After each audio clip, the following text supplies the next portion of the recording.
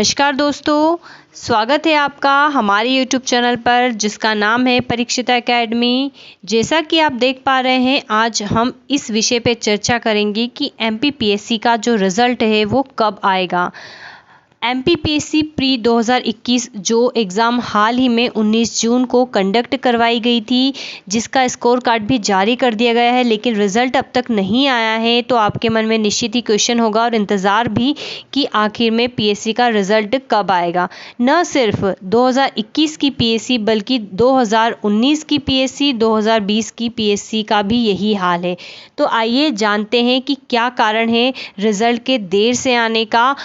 सब कुछ हम इस वीडियो में डिस्कस करेंगे। तो आपसे कहना चाहेंगे कि आप भी इस प्रकार के अपडेशन जानना चाहते हैं तो हमारे चैनल को सब्सक्राइब करें। वीडियो पसंद आए तो लाइक शेयर ज़रूर करें। तो जैसा कि हम देख पा रहे हैं, पेपर का आर्टिकल है जहाँ पर ही बात की गई है OBC आरक्षण मामले में हाईकोर्ट की स्पेशल बेंच करेगी सुनवाई। तो एक्चुअल में रिज़ल्ट लेट आने का जो मुख्य कारण है वो ये है दोस्तों कि अब तक जो OBC का आरक्षण था वो 14% था हमारे मध्य प्रदेश में, लेकिन MP गवर्नमेंट ने अभी इसको 27% जो है रिकमेंडेड कर दिया गया था कि अब OBC का जो आरक्षण है 27% किया जाएगा। लेकिन इसके लिए जो है याचिका लगाई गई, क्योंकि SC ST और विभिन्न प्रकार के जो आरक्षण हैं जब उनका कैलकुलेशन करते हैं तो 50% प्लस हो जाते हैं।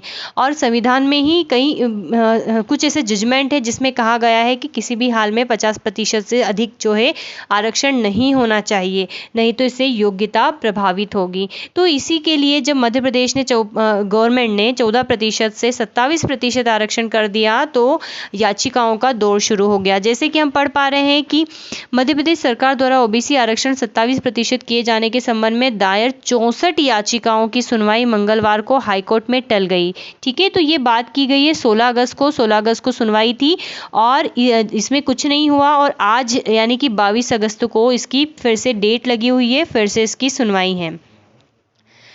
तो जस्टिस शीलू नागू व जस्टिस DD बंसल की युगल पीठ के मामले में अब होगी, ठीक है, 22 अगस्त को।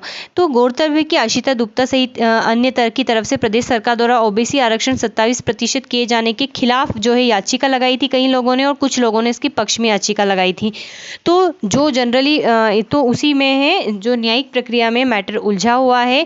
तो 16 अगस्त को क्या हुआ था कि जो OBC से संबंधित है कई दस्तावेज जो है कोर्ट के सामने अभी प्रस्तुत किए गए हैं।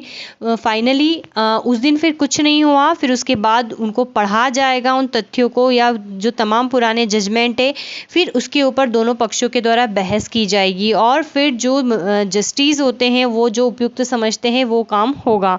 तो मुख्य रूप से रिजल्ट थोड़ा सा और विलंब हो सकता है और वो डिपेंड करेगा कोर्ट के आदेश के ऊपर कि क्या आता है, ठीक है, क्योंकि कोर्ट की प्रक्रिया थोड़ी सी लंबी होती है।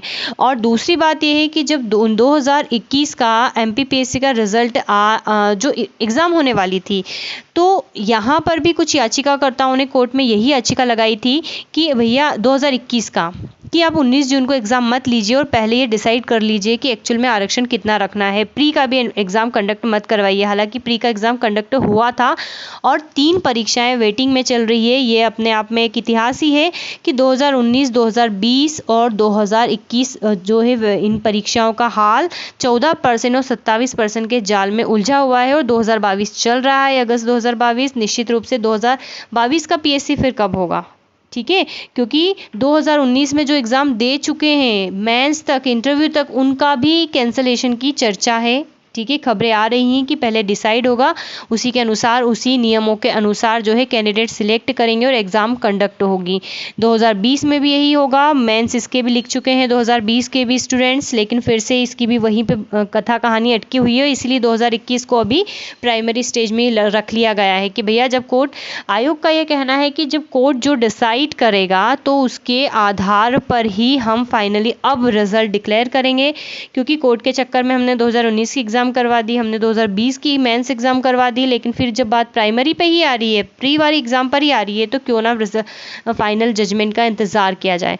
तो जैसा कि आप जान रहे हैं आज 22 अगस्त है आज भी इसके विषय पर सुनवाई होगी, फिर आगे भी शायद तारीख लगेगी और फाइनल आंसर कब आएगा हम इस विषय में कुछ नहीं कह सकते हैं, ठीक है, क्योंकि कोर्ट की प्रक्रिया थोड़ी सी लंबी जाती है, क्योंकि हर एक पॉइंट को पढ़ा जाता है फैक्ट टू फैक्ट, फिर उसके ऊपर बहस होती है, बातें होती है, वो सारी चीज़ें होती हैं। तो अब देखते हैं आज क्या होता है, उसके ऊपर फिर हम वीडियो लेकर आएंगे। सो गाइस, आई थिंक आप समझ गए होंगे रिजल्ट में देरी क्यों हो रही है। तो thanks for watching and have a nice day.